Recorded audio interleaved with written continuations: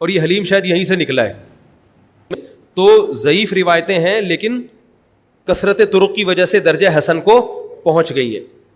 سمجھ رہے کہ نہیں سمجھ رہے؟ اس وجہ سے بعض علماء کی رائے بلکہ جمہور کی رائے یہی ہے کہ محرم میں اگر کوئی اپنے بچوں کو جمع کر کے اچھا کھانا کھلا دیتا ہے 10 محرم کو, اور یہ حلیم شاید یہیں سے نکلا ہے, شاید یہیں سے نکلا ہے کہ یوں وہ اچھا کھانا ہو جائے گا, تو وہ کہتے ہیں کوئی حرج نہیں ہے. لیکن ایک بات جو دوسرے علماء کہتے ہیں, جو میری بھی سمجھ میں آتا ہے, بلکہ میں نے پہلے کہیں پڑھا تو نہیں, میرا دماغ اس طرف گیا, لیکن اس کی تائید میں علماء کے فتاویٰ مل گئے. دیکھو اگر کوئی حدیث ضعیف ہو یا حسن ہو تو صرف حسن ہونا کافی نہیں ہے, یہ دیکھا جائے گا کہ یہ دوسری صحیح حدیثوں سے ٹکرا تو نہیں رہی ہے. یہ بھی ایک فقہ کا اصول ہے کہ اگر ایک کمزور چیز ہے لیکن وہ طاقتور دلیل سے ٹکرا رہی ہے تو پھر اس کمزور چیز کو بالکل رد کیا جائے گا. تو عاشورہ کے دن روزہ رکھنے کا حکم ہے, یہ بالکل بخاری مسلم کی صحیح حدیث سے ثابت ہے. اور جو کھانا کھلانے والی روایت ہے وہ اس ٹکر کی نہیں, اس کو تو ابن تیمیہ جیسے محقق نے بالکل ہی کالعدم قرار دے دیا, بعض عرب علماء نے بھی بالکل کالعدم قرار دے دیا, اگرچہ ہماری رائے ہے کہ بالکل کالعدم نہیں ہے, لیکن بہرحال اس میں محدثین کا بڑا اختلاف ہوا ہے. جبکہ روزہ رکھنے والی جو روایات ہیں وہ بالکل بے غبار ہیں, ان کو سب صحیح مانتے ہیں. تو کھانا کھلانا اور روزہ جمع بولو بھائی نہیں ہو سکتا, اس لیے کہ اگر وہ روزے کا دن ہے تو کھانے کا دن نہیں ہے, کھانے کا دن ہے تو روزے کا نہیں.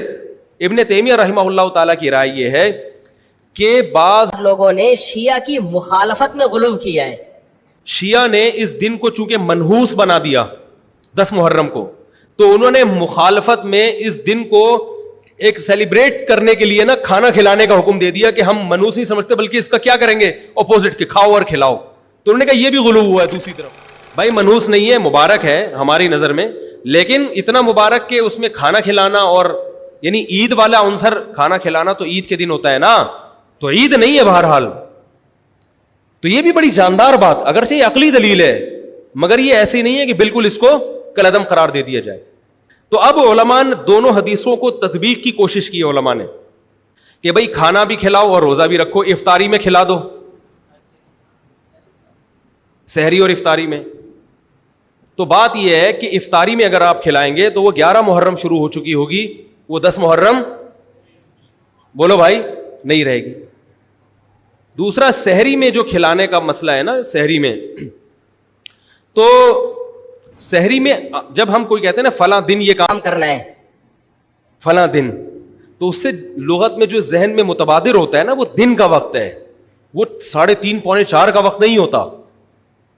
یہی وجہ ہے کہ جو لوگ اس حدیث پر عمل کرتے ہیں عاشورہ والی, وہ دن میں کھانا کھلاتے ہیں, دوپہر کے ٹائم لنچ کرتے ہیں. وہ افطاری میں تو ویسے ہی دسترخوان وسیع ہوتا ہے بھوک کی وجہ سے. ارے بابا وہ تو ویسے ہی بچوں کو جب روزہ رکھا ہوا ہے تو اچھا کھلاؤ, سحری اچھی کراؤ, اور افطاری وہ تو ویسے ہی بھوک کی وجہ سے رمضان میں دیکھو نا کیسے کھلے دسترخوان ہوتے ہیں. تو میں نے بڑی کوشش کی دونوں حدیثوں کو جمع کریں, لیکن تکلف کے بغیر یہ ممکن نہیں ہے. تو فقہ کا ایک اصول ہے کہ جب کوئی بے غبار صحیح حدیث ہوتی ہے اور اس سے ایک اصول ثابت ہو رہا ہے, تو اس کے مقابلے میں اگر کمزور روایت آئے گی جو اس سے ٹکرا رہی ہوگی, تو اس کمزور روایت کو اگرچہ وہ موضوع من گھڑت نہیں ہے لیکن اس کمزور کو اس صحیح حدیث کی مخالفت کی وجہ سے بولو بھائی رد کر دیا جائے. اس لیے میرا نالائق کا موقف یہ ہے, میں بہت نالائق ہوں, میں اتنی بڑی بڑی باتیں کرتا نہیں ہوں, لیکن ساڑی عقلچ یہ چیز آندھی نہیں ہے کہ بھائی جو روزے کا دن ہے وہ بھوکے پیاسے رہنے کا دن ہے, وہ کھانے کھلانے کا نہیں ہے. افطاری میں تو ویسے ہی کھاؤ بھی کھلاؤ بھی. تو اور اس کا نقصان یہ بھی ہوتا ہے کہ لوگوں نے اس کھانا کھلانے کے چکر میں روزے چھوڑ دیے ہیں. سمجھا, جب حلیم پکے گا تو کون روزہ رکھے گا بھائی, ساری رات گھوٹا لگے گا حلیم کا کہ کل دسترخوان وسیع کرنا ہے, تو پھر روزہ گیا, وہ تو تیل لینے گیا, روزہ کون رکھے گا روزہ. تو وہ حدیث صحیح حدیث کی بالکل اس میں ٹائٹ قسم کی مخالفت ہو رہی ہے, ٹھیک ہے نا. تو نالائق کی رائے, پھر بھی اگر کوئی دوسرے علماء کی رائے کو فالو کرتا ہے تو وہ کھائے بھی کھلائے بھی. میں کہتا ہوں جو مضبوط چیز ہے اس کو لینا چاہیے, جو کمزور چیز ہے اس کو چھوڑ دینا چاہیے. ہمارے حضرت مفتی رشید احمد صاحب رحمہ اللہ ایک بات کہتے تھے کہ جہاں کھانا کھلانے کی حدیث آئے گی نا وہاں مسلمان اس کو لے ہی لے گا. کھانے پینے کی جہاں بات آئے گی مسلمان کیا کرتا ہے, وہ کہتا ہے بھائی یہ صحیح ہے, یہ بالکل صحیح حدیث ہے, ٹھیک ہے نا. وہ کیا کرتا ہے جن علماء کی تحقیق ہے وہ تو تحقیق سے کہہ رہے ہیں, لیکن عام پبلک کی عادت یہ ہوتی ہے کہ فتویٰ بھی اسی کا فالو کریں گے جہاں کھلانے کا تذکرہ آ رہا.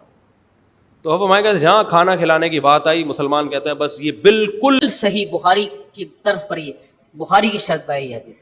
تو بھائی بھوکا رہنا عبادت ہے, بھوکا رہنا سنت ہے.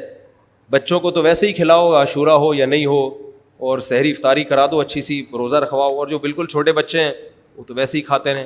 تو اس لیے, اور پھر اس کا نقصان کیا ہو رہا ہے, حلیم کے گھوٹے لگ رہے ہیں پوری پوری رات بیٹھ کے, اس کے الگ نقصانات ہیں, سبیلیں لگ رہی ہیں. حضرت حسین رضی اللہ تعالیٰ عنہ تو کربلا میں شدید گرمی میں بھوکے اور پیاسے اپنی جان دیتے ہیں, اور یہاں ہم کیا کر رہے ہیں, کھانا کھا رہے ہیں, دیگیں پکا رہے ہیں, شربت پی رہے ہیں. تو یہ بات عقل میں آنے والی نہیں ہے. اور عاشورہ کے دن کی مناسبت سے روزہ ہی ہے, وہ روزہ رکھنے کا دن ہے. اللہ تعالیٰ عمل کی توفیق عطا فرمائے. وما علینا